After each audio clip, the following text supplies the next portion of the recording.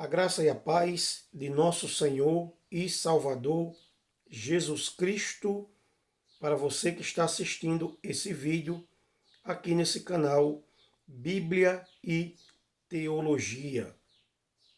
No vídeo de hoje será uma continuação de alguns vídeos que eu estou gravando a respeito da Bíblia Dake. Nós sabemos que aqui no YouTube existe centenas de vídeos de canais aonde as pessoas criticam bastante a Bíblia Dake. Se você, por exemplo, colocar no YouTube heresias da Bíblia Dake, você vai encontrar centenas de vídeos de pessoas ali detonando a Bíblia Dake, tá? Sem fazer uma análise mais apurada, mais detalhada do material, tá? Geralmente as pessoas não fazem isso.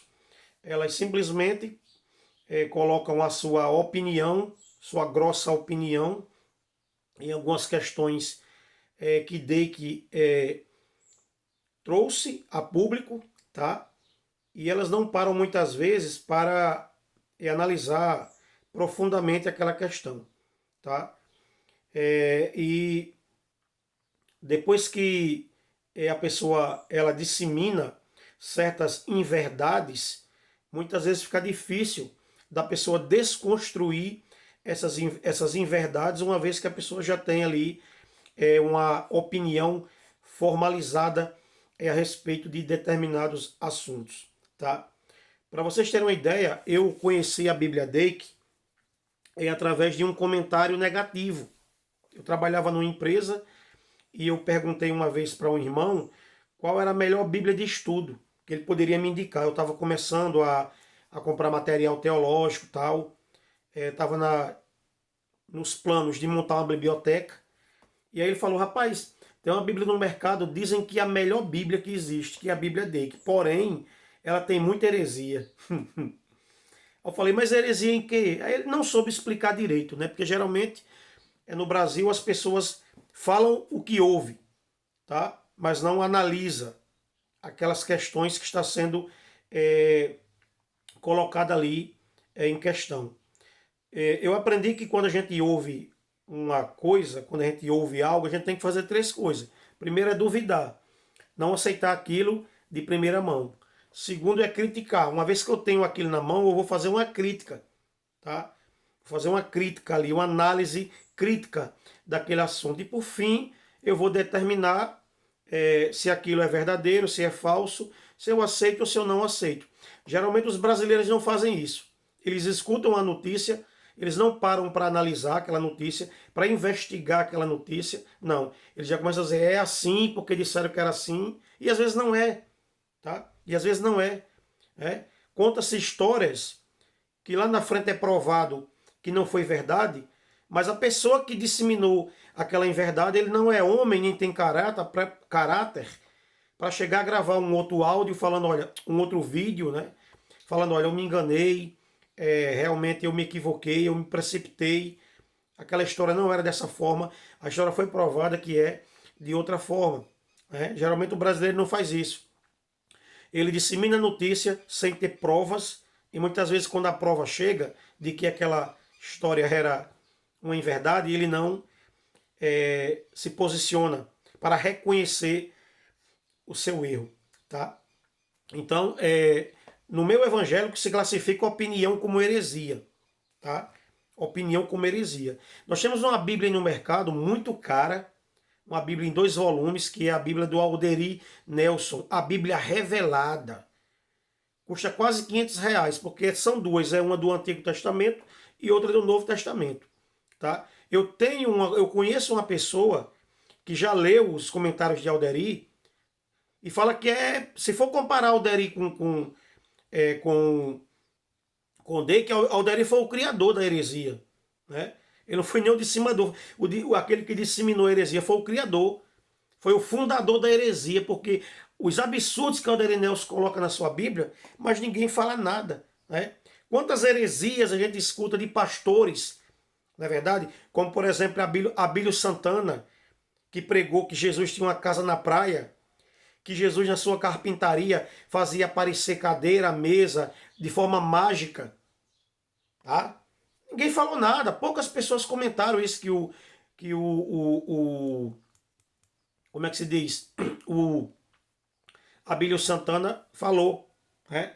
Existem pastores hoje no nosso meio pentecostal ensinando que quem não dá o dízimo vai para o inferno.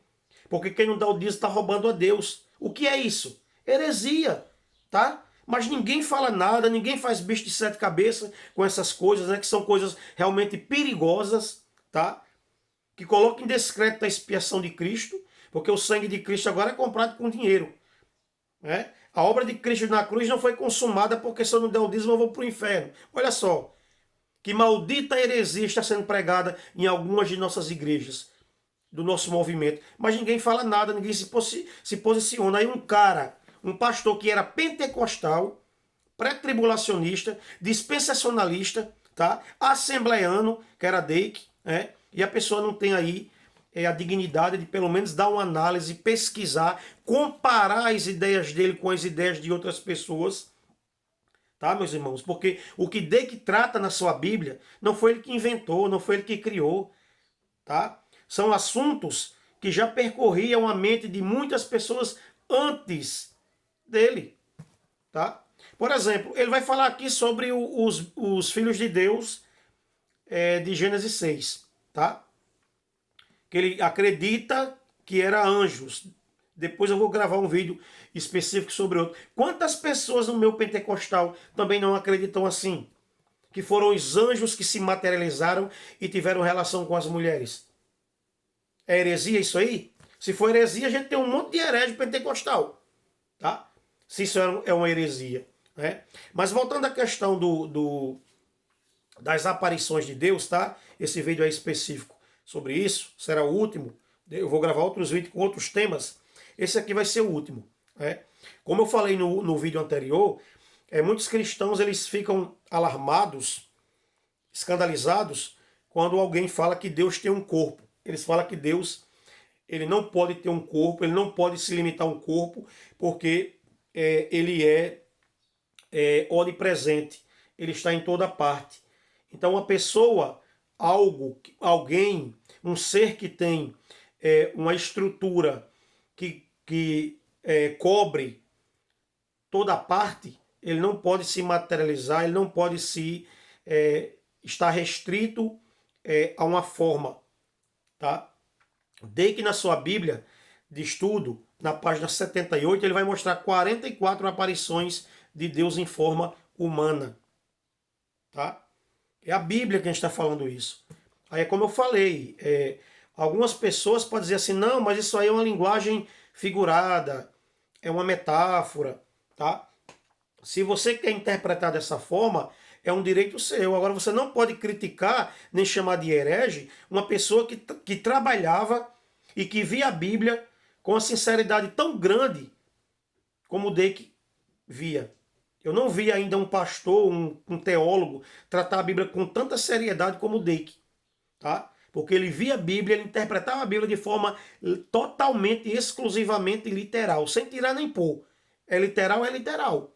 Não tinha esse negócio de vir com, porque isso aqui é figura de linguagem, porque isso aqui é uma hipérbole, e blá blá blá, e blá blá blá. Não. Não, não, não, não, não. Tá?